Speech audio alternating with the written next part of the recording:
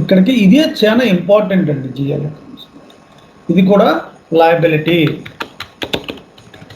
Okay, ఇది కూడా output tax, intrastate అంటే ఇదే జిఎస్టీ అండి. ఇప్పుడు main tax codes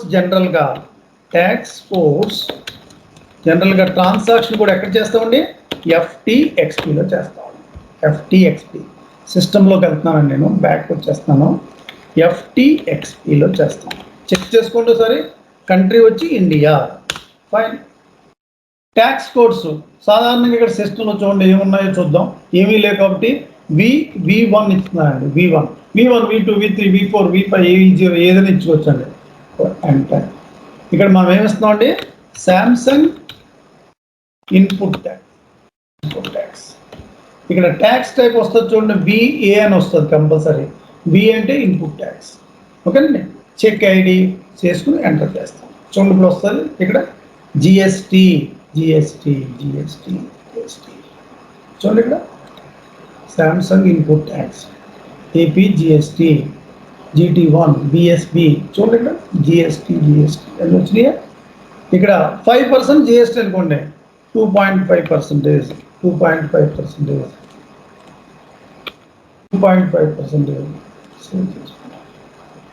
condition amount కంటే ఇన్వాలిడ్ అమౌంట్.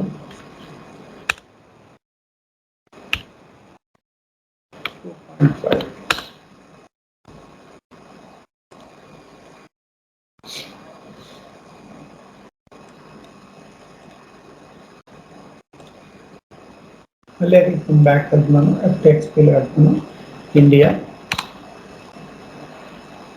ఎంటర్ చేస్తున్నాం. దాన్ని మనం శాంసంగ్ ఇన్పుట్ ట్యాక్స్ ఇస్తున్నామండి. ఇన్పుట్ ట్యాక్స్ ఎంటర్ చేస్తాం. ఇక్కడ 2.25% ఇచ్చుకుని సేవ్ చేస్తున్నాం. Calculation procedure not maintain correctly for level 00. Calculation procedure ఇక్కడ మనకి క్యాలిక్యులేషన్ ప్రొసీజర్ కరెక్ట్గా లేదని చెప్తుంది. ఏంటంటే క్యాలిక్యులేషన్ ప్రొసీజర్ కరెక్ట్ లేదంటే ఏంటి సార్? ఎక్కడ ఉంటుందండి ప్రాబ్లం? సార్ మాట్లాడాలి అందరూ కూడా. క్యాలిక్యులేషన్ ప్రొసీజర్ కరెక్ట్గా లేదంటే ఎక్కడ ఉంటుంది సార్? సరే, నార్మల్గా ఎఫ్టీఎక్స్పీ మెయింటైన్ చేస్తున్నప్పుడు చూడండి ఇక్కడ మనం కంట్రీ ఇండియా, ట్యాక్స్ కోడ్స్ ఇది. So Samsung input tax, so V ఇస్తున్నాం ఇక్కడ, ఎంటర్ చేస్తున్నాం. ఇక్కడ జిఎస్టీ అని చూడండి. ఇక్కడ మనం ఇప్పుడు ఇంకొక స్క్రీన్లోకి వెళ్తున్నాం. ఎక్కడ ఉంటుందంటే ఇది జనరల్గా ఎక్కడ లొకేట్ అయి ఉంటుందంటే ఎస్పిఆర్ఓలోకి వెళ్ళండి. సో ఎస్ఏపి రెఫరెన్స్ ఐఎంజీలోకి వెళ్ళండి. ఎస్ఏపి రెఫరెన్స్ ఐఎంజీలోకి వెళ్ళండి. 1 second sir, 1 second.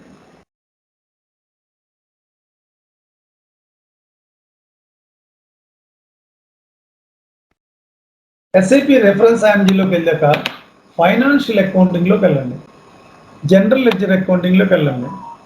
General ledger అకౌంటింగ్లోకి వెళ్ళాక తర్వాత మాస్టర్ ఇక్కడ ఫైనాన్షియల్ గ్లోబల్ సెట్టింగ్లోకి వెళ్ళండి. ట్యాక్స్ అండ్ సేల్స్ పర్చేస్కి వెళ్ళండి. బేసిక్ సెట్టింగ్స్ మనం చేసాను చూడండి. Check calculation procedure, define procedure అని మనం ఒక ప్రొసీజర్ చేసామండి. ఏంటంటే అది చూసుకోండి ఒకసారి. Sales tax Germany, Indian tax procedure అని చూడండి, చెక్ చేసుకోండి. ఇక్కడ ప్రాపర్గా ఉండాలండి. ఏపీ జిఎస్టీ GTI1 ఇక్కడ ప్రాపర్గా ఇవన్నీ ఉన్నాయో లేవో చెక్ చేసుకోవాలండి. ఏపీ జిఎస్టీ జిఎన్ ఇక్కడ ప్రాపర్గా లేదు. ఇక్కడ ట్యాక్స్ ప్రొసీజర్స్ ఇక్కడ కరెక్ట్గా చెక్ చేసుకోవాలండి. ఇండియన్ ట్యాక్స్ ప్రొసీజర్స్ ఇక్కడ కరెక్ట్గా ఉన్నాయా లేవా, బిఎస్సి ఇది లేకపోతే అక్కడ తీసుకోదండి యాక్చువల్గా. ఇప్పుడు మనం మన కంట్రీకి ఏం అసైన్ చేసామని చూడండి. ఇక్కడ ట్యాక్స్ ప్రొసీజర్ చేసి జిఎల్ చెప్పినప్పుడు చెప్పాను మీకు. ఇది assign country to tax procedure. మన ఇండియా ఎవరైనా సరే ట్యాక్స్ ప్రొసీజర్ APIN అంటే APINలో ఉందో లేదో కరెక్ట్గా చెక్ చేసుకోండి. ట్యాక్స్ ప్రొసీజర్ APINలో కరెక్ట్గా ఉందా లేదా. APIN Indian tax procedure. మన క్లయింట్ ఏంటి సార్? మనం చేసాం. మన క్లయింట్ ఏంటి యాక్చువల్గా సార్? శాంసంగ్. ఓకే, ఇక్కడ చెక్ చేసుకోండి ఒకసారి. ఇండియన్ ట్యాక్స్ ప్రొసీజర్ చెక్ చేయండి ఒకసారి. కంట్రోల్ డేటాలో ఇక్కడ GTI1 కరెక్ట్ ప్రొసీజర్ ఉన్నాయా లేదా చూసుకోవాలండి.